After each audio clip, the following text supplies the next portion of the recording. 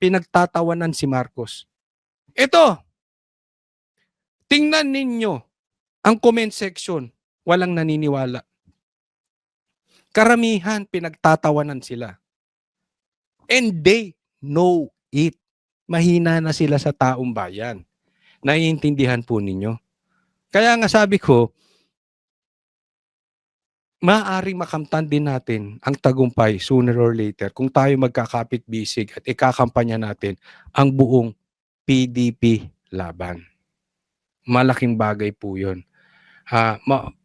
Malaki na po ang magiging problema nitong Marcos administration at titino itong House, titino itong Quadcom, titino itong threesome, titino itong Young Guns, titino itong mga ito. Kasi mahahawakan ng Senado. Again, masakit sa kanila, hindi iniiwan ng taong bayan ng Duterte. So nauubusan na po sila ng pamamaraan. And until now, andyan pa kayo, andyan pa tayo. Tanong ko sa inyo, iiwan nyo ba ang Duterte? I really don't think so. Kaya alam nyo, pati yung Cebu, pinilit nilang sirain yon. May mga vloggers na nagpapalabas na galing naman sa kampo din nila yung nagpalabas ng video na kunwari maraming tao, yung pala concert. Pero galing din sa kampo nila yan. Alam nyo kung bakit? Hindi naman kasi issue dito. Maaring yung mga nag-post, hindi ko pinost yun pero yung mga ibang nag-post, maaring nagkamali. But this is not the issue. Whether yung post na yun ay concert o hindi, the issue here, ang tanong dito, ito, marami bang tao doon sa Cebu rally or marami? Yun lang eh. Sige, sagutin ninyo ako. Kasi po, alam mong ginawa nitong kampo ng mga bangagers at magnanakaw, naglabas sila ng videos.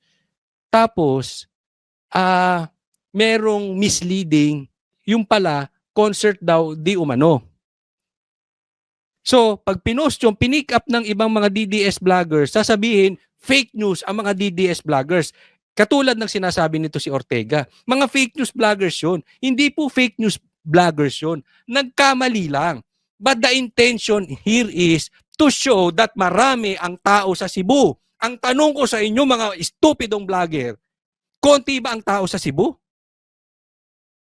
Yun ang bottom line doon. Oo, ba't kayo ba hindi nagkakamali? Ang punto rito, yung ano bang gustong palabasin? Yung gusto ba nilang palabasin na maraming tao, fake news? O talagang marami? O maraming, Ortega? Is that fake news?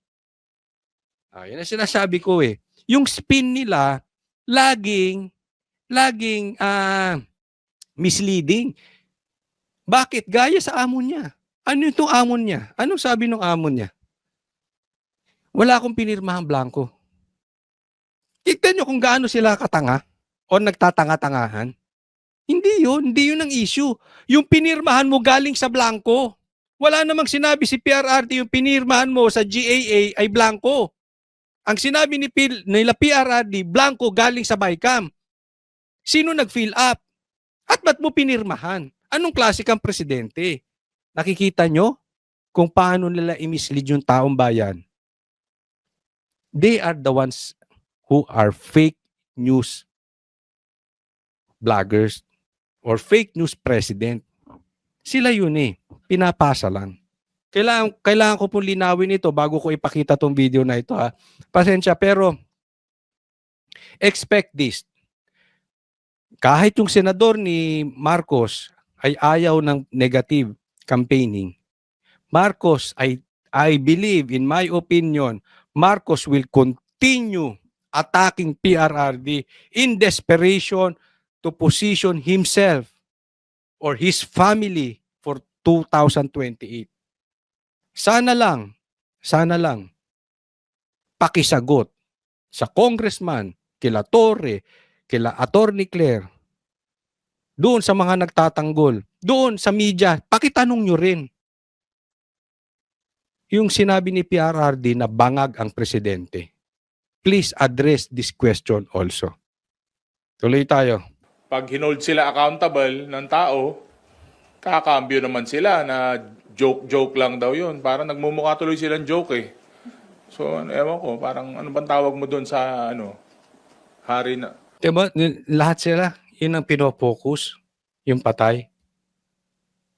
Pero hindi yung hindi yung problemang drugs. Diba? Do you see hypocrisy sa mga taong to?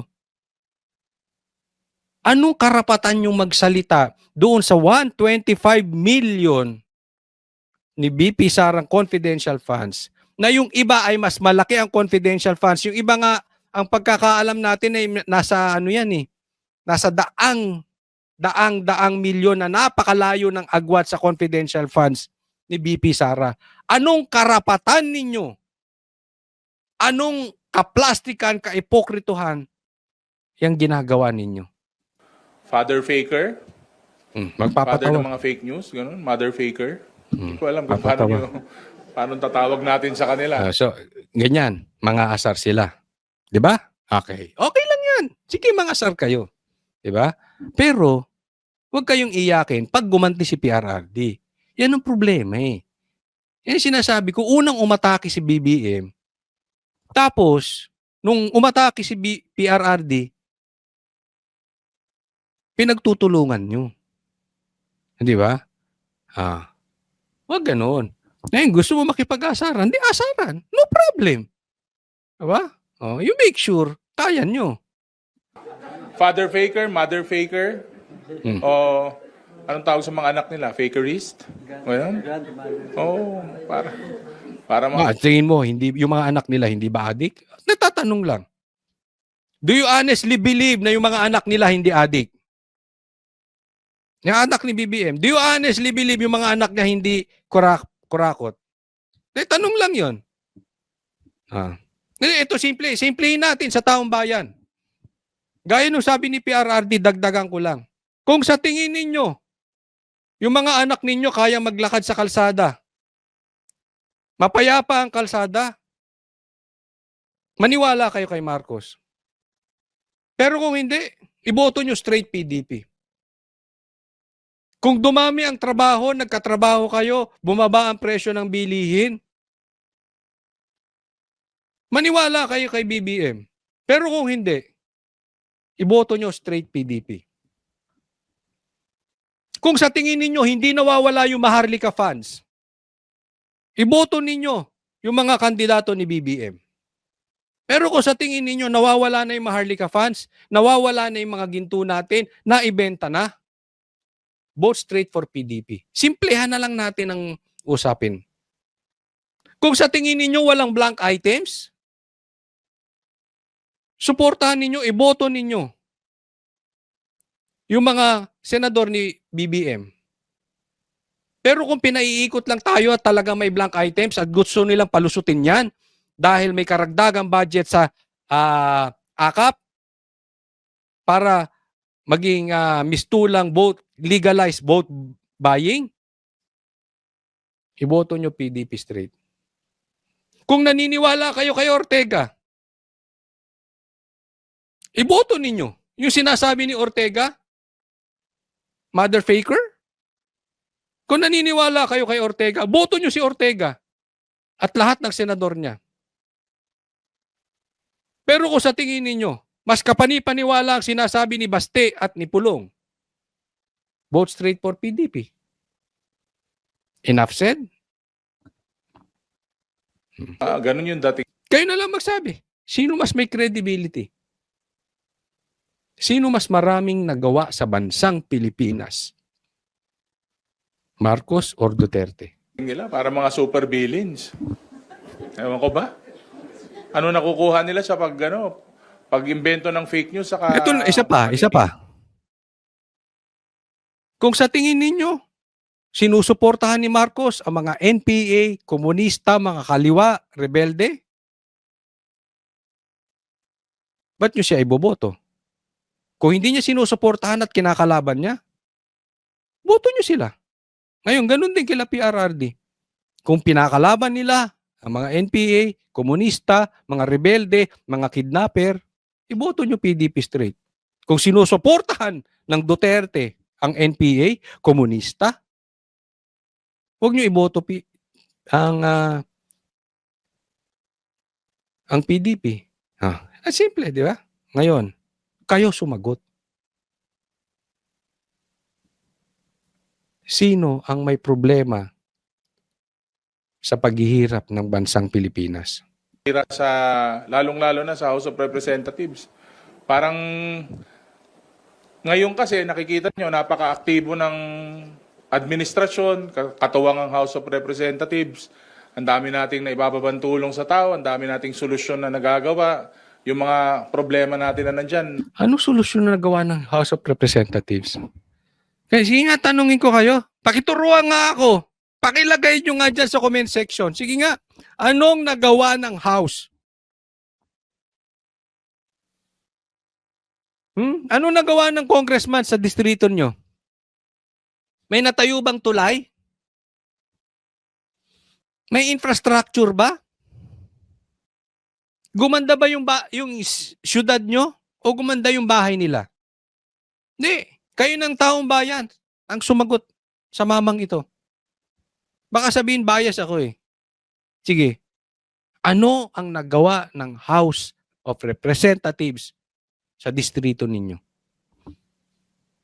Ang target natin, mahanapan ng solusyon. Pero bawat galaw sa bawat pagtulong sa taong bayan, pagbigay ng positive na response sa katulong, gagawa na naman nila ng fake news. Tingnan mo to. Gagawa nila ng fake news. Sino bang naunang umatake? Sino bang unang umatake? Si BP Sara o si Tambaluslos? Real talk lang po. Sinong sumira sa Uniteam? Si Tambaluslos ba o si BP Sara? Sinong unang umatake sa kampanya? Si Marcos ba o si PRRD? Para naman tayong ginagawang tanga na mga ito eh. Mag-iimbento na naman sila ng hindi totoo na mga sitwasyon. So, ewan ko ba, parang faker, hater, parang gano'n yung mga dating nila. Ulitin mo pa yung patawa mo. Wala nang tumawa, no? Ang tawag doon? Bad vibes. Di ba? Next po tayo. Ay, nako. So, ituloy natin. Isa pang sip-sip. Ako, wala akong nakikitang indikasyon or karakteristik ang Pangulong Ferdinand Bongbong Marcos na masasabi kong leading towards dictatorship. Diktador ba yung minumura ka? Ang tatay mo sinasabi kung ano-ano tatanggalin, i-exhume, tapos itatapon sa West Philippine Sea? Pwede. Pwede. Pwedeng diktador yun. Bakit? Kaya nga namumura na siya eh. Dahil yung galit ng taong bayan sa kanya, dahil diktador siya. Hindi ba diktador yung ginawa nila sa KOJC? Saan ka nakakita ng gobyernong ito na nambababoy ng reliyon? Saan ka nakakita ng gobyerno sa Pilipinas? Gobyerno lang ni Marcos ang nangbababoy ng reliyon. Not even yung mga gobyerno ng mga komunista nating nakadikit sa mga NPA. Di ba? Yung ginawa ni Torre, hindi ba pagiging diktador yun? Kukuhanin yung cellphone? Onion skin? Pinersonal yung vlogger? Siya nagsampa? Sila ang kumuha? Pambihira. Siya na pulis. Siya pa husgado. Wow. Itathreaten ang buhay mo, itathreaten ng wife mo, itathreaten ang Speaker of the House, ang nagkapinsan mo. Kita mo ito, nagbobobobohan. Hindi ka naman bobo, alam ko eh. Diba? Walang threat doon. Ang sabi nga, kung mamamatay si BP Sara, bakit papatayin ba ni Marcos si Sara? Tanga. Tapos every time nagkakaroon sila ng rally, ang pinakapunto nila is sirain yung isang pagkatao. Hindi lang. Hindi. Ang punto nila, bangag si Marcos, hindi kasiraan yun. We are challenging Marcos to take a drug test. Hindi kasiraan yun. Pwede namang patunayan ni Marcos hindi siya adik, hindi po kasiraan yun. Once and for all, can you discuss about the bangag? Bakit iniiwasan nyo yung usaping yun? Yung polisiya pero yung pagkatao ng isang individual tulad ni President Bongbong Marcos, tapos wala siyang ginagawa directly. He has all the power at his Wala siyang ginagawa directly. Ano yung ginawa mo sa kayuni team? Ito, bibigyan ko po kayong halimbawa. Bakit hindi iniiwan ng taong bayan si PRRD despite ng lahat na lang ibinato na sa kanya ng gobyerno? Pinagtutulungan pa siya. Ha? Meron silang bagong recruit, si Attorney Claire. Si Torre, bumabakbak na rin. Si Tariela, binabanggit ang jet ski. Itong mga congressman, alam naman natin ang karakas nito. Kinukumpasan to ni Tamba at saka ni Marcos. Lahat sila inaatake na. Di ba? Lahat sila nakatuon na kay ano eh. Nakatuon na sila kay PRRD. Oh. Wala pa rin nangyayari. Bakit? Gutom ang taong bayan. Hindi nagpapadrag test si Marcos. Oh. disposal and yet he has doing nothing. In fact, ang mga response niya is so diplomatic. Characteristic ba yun ng isang diktador? Hindi, style niya yun. Ever since si Marcos, kunwari, ayoko ng impeachment. Iba ang salita ni Marcos, iba sa gawa. Ayoko ng impeachment, tapos yung anak niya pumirma. Kauna-unahan pumirma. Style niya yun, kunwari mukha siyang kawawa. Pero tingnan yung mabuti ito. One of the main reason bakit hindi iniiwan ng taong bayan ang PRRD bukod sa may sakripisyo at malinis po ang Duterte at marami silang nagawa sa Pilipinas. Alam niyo kung bakit? Ayaw ng Pilipino sa traidor. Listen to this very carefully. Ang Pilipino po is a poor country. Alam natin na ayaw ng taong bayan ng inaapi, ng mang-aapi. Hindi sila papayag. At ang lumalabas ngayon, pinalibing ni PRRD ang tatay nila, ipinanalo ni BP Sara si BBM, and yet tinatraidor sila. Ayaw ng Pilipino ng abusado at higit sa lahat, traidor.